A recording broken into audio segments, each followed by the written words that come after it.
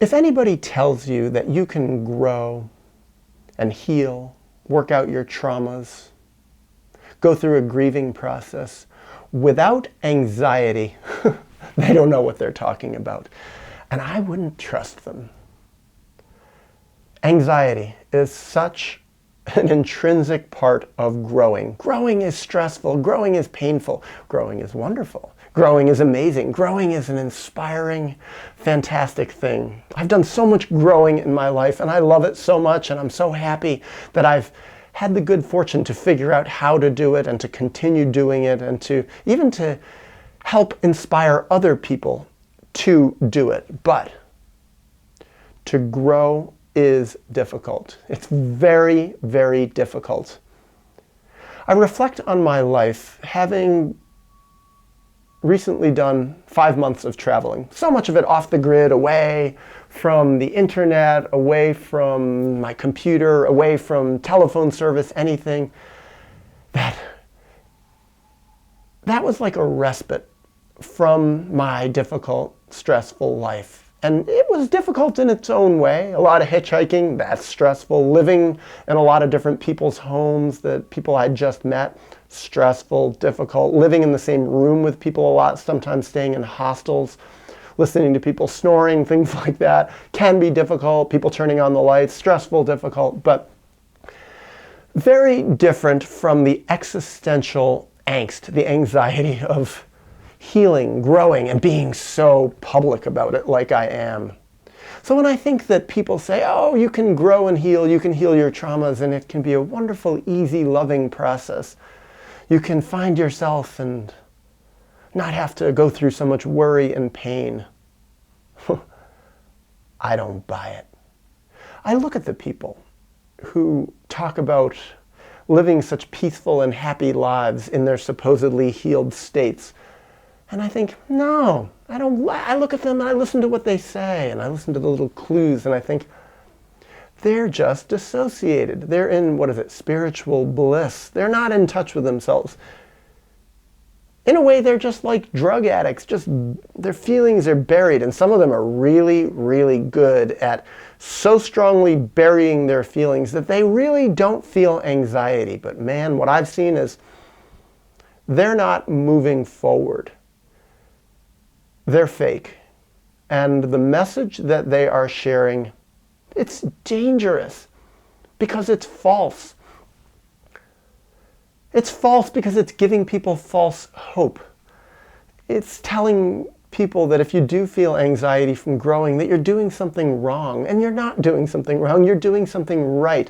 There is no way to escape the stress of growth. There's no way to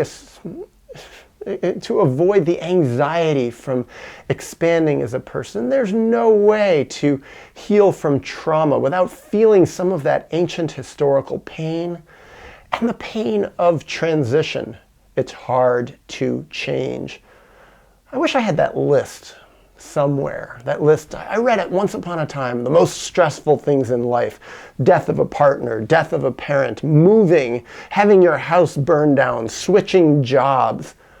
I don't think they said it up there because probably it's not very common at all, but I think right up there with it is the constant stress of healing from trauma and growing and transforming into a bigger, more real, more honest person.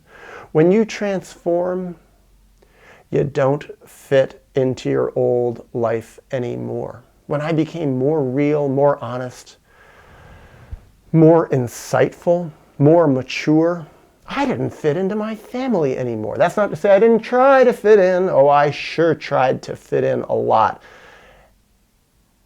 And they didn't like it. They tried to make me, mold me into the old way that I was. They liked the little shut down, lost, voiceless Daniel, who I used to be. I didn't even go by Daniel. I went by Dan back then. They knew me as Dan. Even my name was shortened to Dan. Well, Dan is not who I was. Dan was a fake person. My dad often still calls me Dan. Send me an email. Hi, Dan. Or usually he doesn't even say anything. Usually he just starts in on the email. Better and safer not to call me a name at all. Make me just sort of an anonymous thing. But if he must call me a name, call me a shortened name. Not my real name. Dan Yule. A full name. And I think of being a bigger person and how difficult it is. How difficult it is to convert the value I've gained in my life into something that can be useful for others. I think there's just inherent value alone in growing and healing, and even in a small way rippling out the truth of our new selves, in my case, my new, more healed, more insightful self. But I feel I take a big, big leap in being useful to the world by sharing it publicly through the medium of making videos, sitting in front of a camera and talking openly. But man, it's so hard. And I've heard people say, oh, it shouldn't be that hard to do it. Just be honest about who you are, share it, and make it public. Well, what I say is the people who say it's not hard, they're not really doing it. Because what I've found, and I hope this comforts anyone who's going through incredible stress about growing and being more real, is that it's really making each new day a truly new day. Because each day that I grow, I become a really new person with a newer message, a more powerful message, and a message that actually is a dangerous message to people who don't want to feel their feelings, don't want to look at their history, don't want to know who they really are on the inside, and don't really have a deep connection with the passion of their true self on the inside. My message is dangerous. And that's good. It should be dangerous. It should be a threat to the lies and artificiality of the norm. My family system hates me for being real. The world at large, from what I've found, it hates me for being real, to the degree that the world is fake. And the world is so fake. The norms and mores and values of the world are about shutting down, being comfortable, being happy now. Forget tomorrow, forget the future, forget the children of the future, forget the future of our species, the future of nature. Just be happy, be comfortable now. Find ways to be happy and comfortable now. Well, I don't live that way.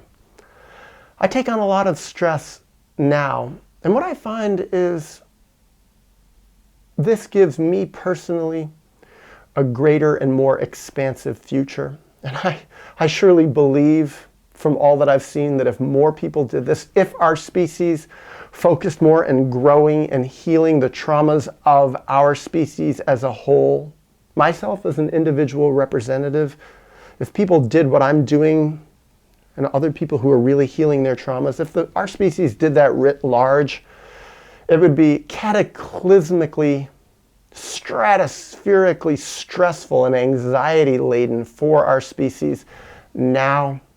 But it would be the most profound and beautiful investment in our future. And gosh, that is what I wish for.